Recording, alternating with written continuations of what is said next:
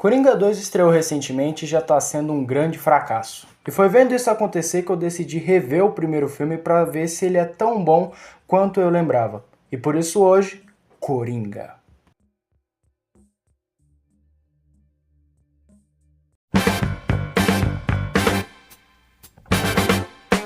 Lançado em 2019 e escrito por Scott Silver, de 8 Mile, o filme do Eminem, co-escrito e dirigido por Todd Phillips, de Se Beber Não Case, o filme já começa mostrando o nosso protagonista Arthur Fleck de frente a um espelho totalmente perturbado da cabeça. O Arthur vai trabalhar como palhaço e uns adolescentes roubam a placa dele e então ele corre atrás deles até um beco, onde batem com a placa na cabeça dele e depois o espancam. Na psicóloga dele, ele pede para ela aumentar o remédio dele porque ele se sente muito mal e sozinho. Porém, ela se nega porque ele já está tomando 7 remédios de uma vez. Enquanto ele volta para casa, ele faz uma criancinha rir, só que a mãe dele acaba reclamando com ele e a crise de riso dele ataca.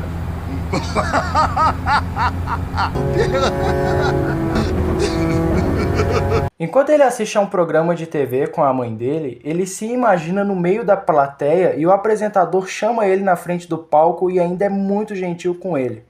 No outro dia, um colega do Arthur, que ficou sabendo que ele levou uma surra, entrega para ele um revólver para ele se proteger caso algum jovem tente o machucar de novo. De volta à sua casa, enquanto banha a sua mãe, ela diz que o Thomas Wayne, rapaz para quem ela já trabalhou um dia, não está mais recebendo suas cartas.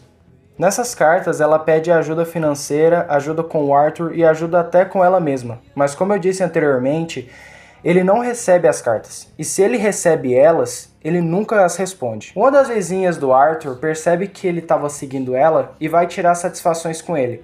Mas daí eles acabam marcando um encontro no stand-up comedy que ele vai fazer no sábado à noite. Daí no dia seguinte, enquanto ele trabalha de palhaço num hospital pediátrico, ele deixa a arma cair no chão e o patrão dele manda ele embora. Daí, enquanto ele volta para casa no metrô, ele encontra 3 jovens que implicam com a crise de riso dele, ainda espancam o cara e eu nem preciso dizer qual foi o final que esses jovens tiveram, não é?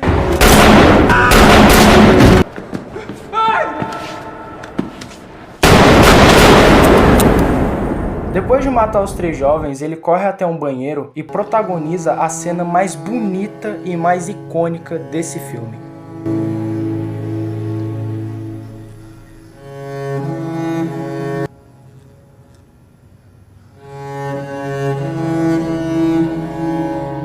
No dia seguinte, então, ele volta pro trabalho e como já estava demitido, ele vai lá e mete o louco dentro da empresa. Ah, não! Esqueci de bater o ponto.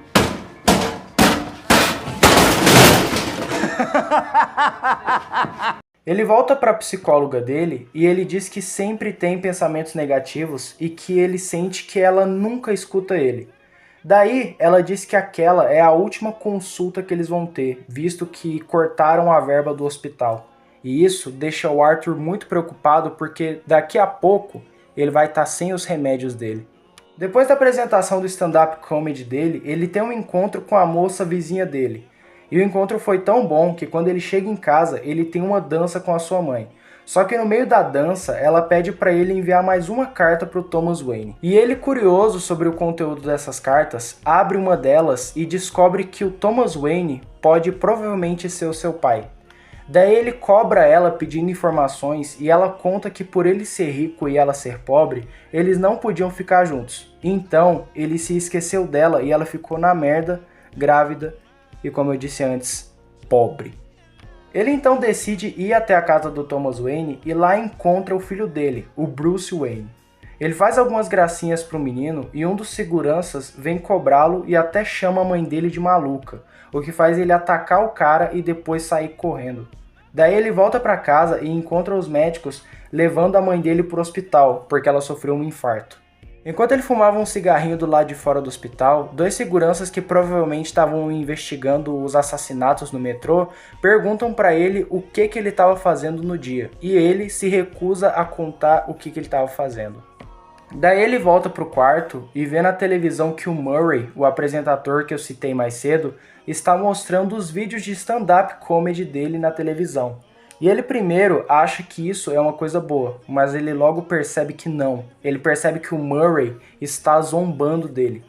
Daí ele volta para casa deprimido e vê na televisão um protesto contra o Thomas Wayne que tá rolando. Daí ele vai até o local e pede carinho paterno ao Thomas Wayne. Eu não quero escutar suas mentiras, sei que parece estranho, minha intenção não é causar incômodo, eu não entendo por que todo mundo é tão ruim, não sei por que você é assim, eu não quero tirar nada de você, quem sabe um pouco de carinho, talvez um abraço, pai, quem sabe até um pouco de decência, porra! Por que você é desse jeito, falando essas coisas da minha mãe? Encosta no meu filho outra vez e eu te mato. E como se já não tivesse ruim, no outro dia ele acaba recebendo uma ligação do programa do Murray dizendo que ele foi um sucesso na noite anterior, que as audiências do Murray subiram bastante quando os vídeos foram exibidos e que eles querem ele lá. E por que isso seria ruim, se pergunta você? Simples, porque ninguém achou engraçado, todo mundo quer que ele vá lá para zombarem dele. Mas ele então aceita e logo vai até o hospital psiquiátrico que a mãe dele ficou há muitos anos atrás para ter mais respostas sobre a mãe dele. E o atendente, vendo as doideiras que rolaram com a mãe dele, nega a entregar para ele. Porém o Arthur rouba e descobre que ainda moleque, a sua mãe deixava o namorado dela fazer tudo que é tipo de atrocidade com o garoto. E é claro, isso deixou várias consequências no menino, tanto físicas quanto psicológicas. Ele então vai até a casa da vizinha dele e descobre que eles nunca namoraram. Saca o final de Clube da Luta? Pois é, eles acabam referenciando ele aqui. E que cena bonita, viu? O Arthur então, cansado de tudo, vai até o hospital da mãe dele e desabafa com ela sobre tudo. Daí, acabando com o sofrimento da mãe, ele usa um travesseiro para matar a velha. Daí ele volta para casa e começa a treinar tudo que ele vai falar com o Murray. Só que nesse meio tempo, alguns amigos dele, ou melhor, ex-amigos de trabalho, vão até a casa dele. Daí eles perguntam pro Arthur o porquê que a polícia tá fazendo constantes perguntas sobre o assassinato dos 3 jovens no metrô. E o Arthur, cansado de um deles, pega uma tesoura e tira a vida dele de uma forma brutal. Daí o anãozinho que tava junto com o cara, ele deixa vivo porque o Arthur é parceiro dos anãos. Depois disso, o Arthur bota o seu outfit, o seu terno, sua roupa foda, e aí ele começa a dançar nessa escada, que também virou mais uma cena icônica.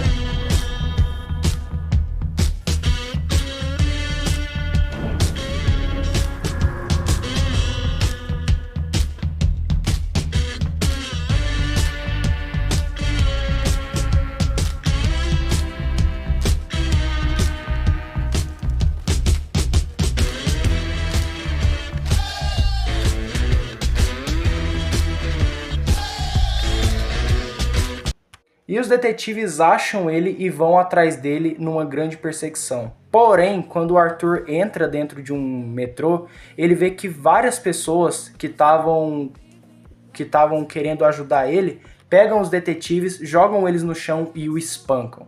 E aí, ele vai pro programa do Murray. Chegando lá, o Arthur dá um beijão nessa velha e depois o Murray pede para ele contar uma piada. E então o Arthur vai lá e conta a piada. Toque, toque. Quem tá batendo aí? É a polícia, minha senhora. O motorista bêbado atropelou seu filho, ele morreu. O Murray então não gosta nada dessa piada e ainda diz que não tinha graça. E o Arthur vai lá e fala: olha Murray, eu tô cansado de vocês dizerem tudo o que é engraçado ou não é, sabe? A minha vida tá muito difícil depois que eu matei aqueles 3 rapazes no metrô. E aí o Murray fala: você matou eles? E ele: eu matei. E eu tô cansado de esconder isso, porque isso sim, pra mim, tem graça. Aí a plateia vai lá e vai a ele e ele diz: qual que é o problema? Qual que é o problema deles terem morrido? Se fosse eu morrendo agora, aqui na frente de vocês, vocês cagariam pra mim, vocês nem se importam comigo. Daí o Murray diz que o Arthur é péssimo. E aí, o nosso querido Arthur vai lá e dá o seu ato final. Quer ouvir outra piada, Murray? Não, a gente já ouviu muita piada hoje. O que você consegue Não tô afim, quando não. cruza A um gente doente não quer mental mais piada. solitário com uma Chega. sociedade que abandona ele e trata como lixo esse Liga cara? pra polícia, Eu tio. digo que consegue! Pode ligar pra polícia. Você consegue a merda que merece!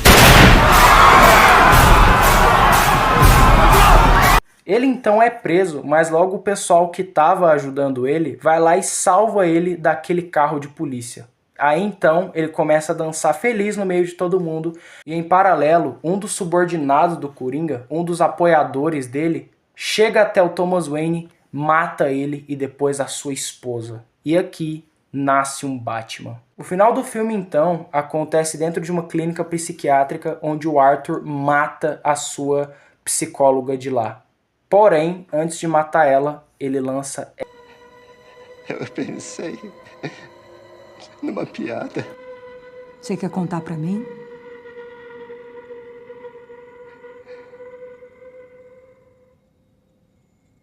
Você não ia entender.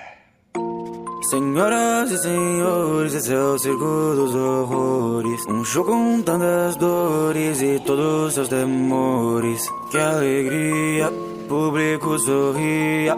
Nossa próxima atração é o Coringa. Coringa custou 55 milhões e, impressionantemente, tendo uma classificação R, ou como nós conhecemos aqui no Brasil, sendo para maiores de 18 anos, o filme conseguiu fazer 1 bilhão nas bilheterias. E nas críticas ele foi até que bem.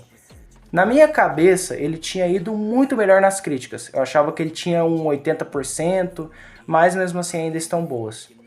E a minha opinião sobre o filme, eu acho que esse filme aqui, ele é um ótimo filme, sabe? Eu acho que essa tentativa de humanizar o Coringa é muito legal. Claramente a gente não vai concordar com tudo que ele vai fazer, porque é o Coringa. O filme mostra que mesmo ele tendo alguns problemas mentais, ele mesmo assim é um monstro em tudo que ele faz. Porém, eu acho que esse filme é muito legal. O Joaquin Phoenix, que inclusive ganhou um Oscar por causa da interpretação aqui, mereceu demais. Ele tá mandando muito bem.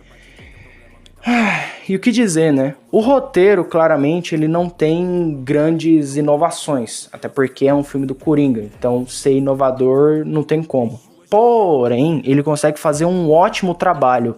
E a direção do Todd Phillips é excepcional. Eu conheci esse cara lá no Se Beber Não Case, que inclusive é uma das minhas trilogias de comédia favoritas. E, cara, aqui ele tá maravilhoso. É impressionante como o Todd Phillips começa num filme de comédia e depois faz um filme de drama muito foda, sabe? E lembram que eu disse que o filme fez 1 bilhão nas bilheterias? Então, quando o filme foi lançado e ele tava no início da recepção da bilheteria, o Todd Phillips disse que não tinha planos para uma sequência. Porém, vocês sabem, né? Quando o filme faz muito dinheiro, ainda mais 1 bilhão, sendo um filme mais 18, não tem como, né? O cara escreveu uma continuação e, como eu disse no início, essa continuação está sendo massacrada pela crítica e pelo público. Porém, isso a gente só vai descobrir, se o filme é ruim mesmo, a gente só vai descobrir no nosso próximo vídeo, onde eu falarei sobre Coringa 2. Claramente depois que sair do cinema, né? Até porque eu não quero atrapalhar a experiência de ninguém. Enfim, o vídeo já tá ficando longo. Eu sou o Rodrigues, obrigado por ter assistido até aqui. Comigo, o filme tem um 8,5 e até a próxima.